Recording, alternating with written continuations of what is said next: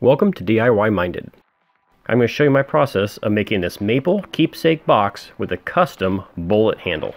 I don't have a scribe like the one pictured, so I took a few minutes to make one. This DIY scribe is super easy to make. All you need is a pan head screw like this, some way to grind it, whether it's a grinder or a file. And then all I do is screw it into a scrap board to the correct depth.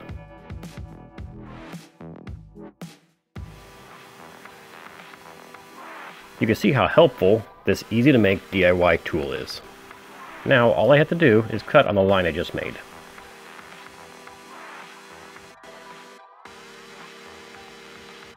I often hear people say how difficult it is to change the paper in their drum sander. So I put this in a video just to show it only took me a minute and 45 seconds to change out a ruined, burnt up paper for a new one.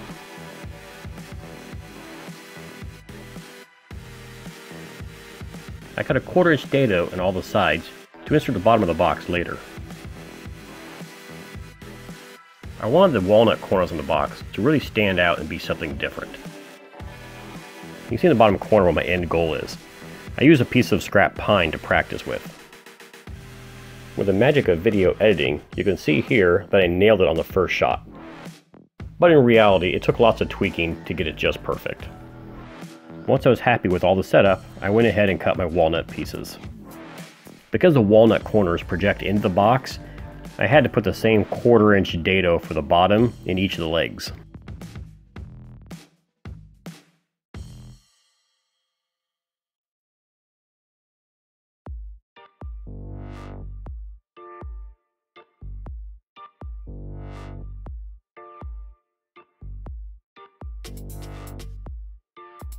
I decided the walnut corners should be curved to match the bottom of the box.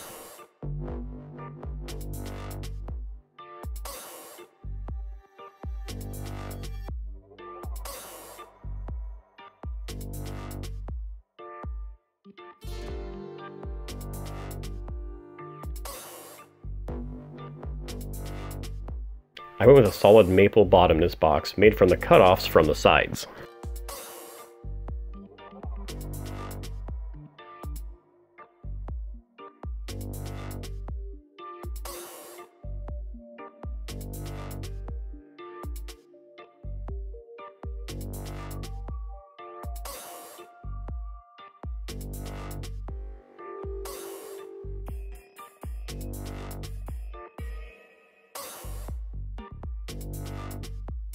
When gluing up parts for assembly, it helps if you glue the two parts that are actually going together, unlike the way I did it here.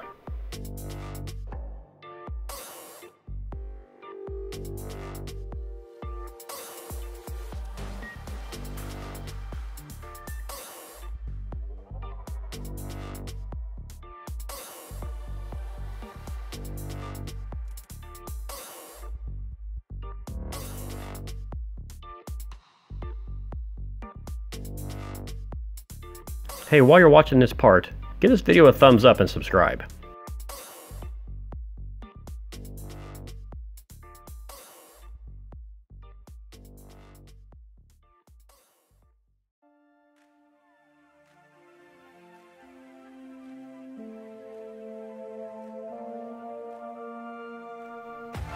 Using shrink wrap is a great way to clamp a box, especially with these curved corners. The great thing about shrink wrap is that every time you wrap it around, it pulls tighter and tighter. You can actually watch the small gaps disappear in the corners. The only trick is make sure you measure your diagonals to ensure that your box is square when you're done. The maple board I planned to use for the top had a pretty severe cupping to it, so I ripped it into strips and glued it back together with a walnut accent in the middle.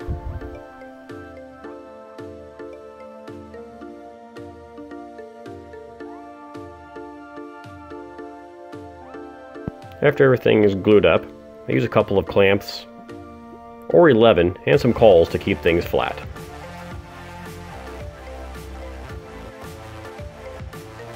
Right here is where all the magic happens. It's like a robot army doing all the sanding for me.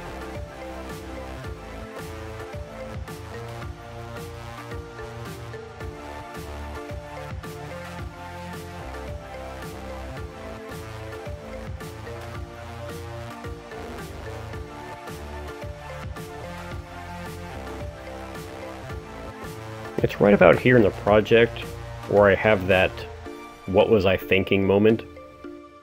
I don't like cutting a 12-inch tall curve on the bandsaw, just doesn't feel safe. So I thought with some coarse grit in the belt sander, it'd just take me a few minutes just to knock this down. I greatly underestimated how long this would take.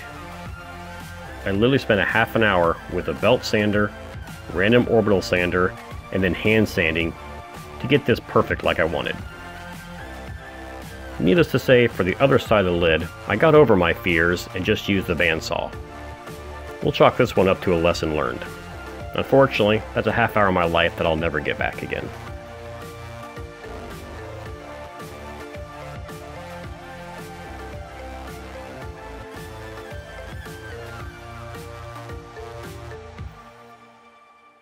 The entire project gets several coats of brushed on high gloss polyurethane with sanding between coats. This is one of my favorite parts in any project because the grain and the colors just really pop.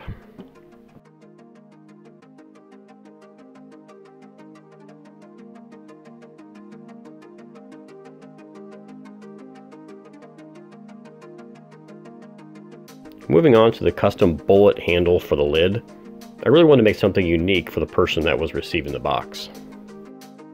So I polished two 45 ACP shells to a high gloss and a solid brass rod to go in between them.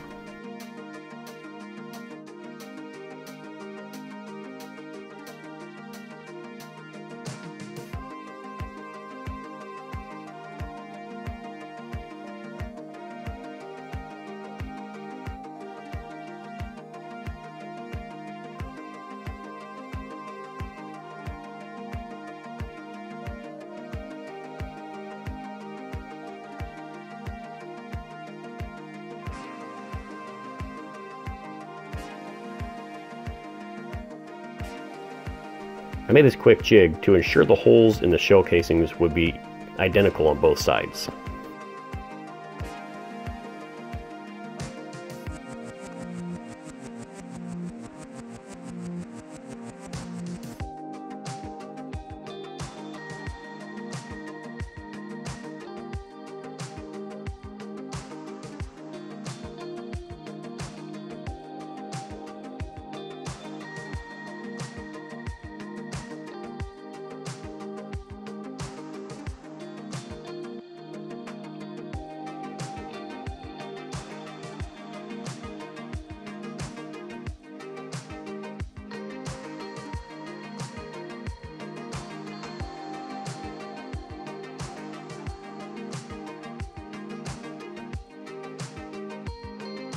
Thank you for watching. I hope you enjoyed the project. Please take a second to give this video a thumbs up, subscribe, and share it on social media.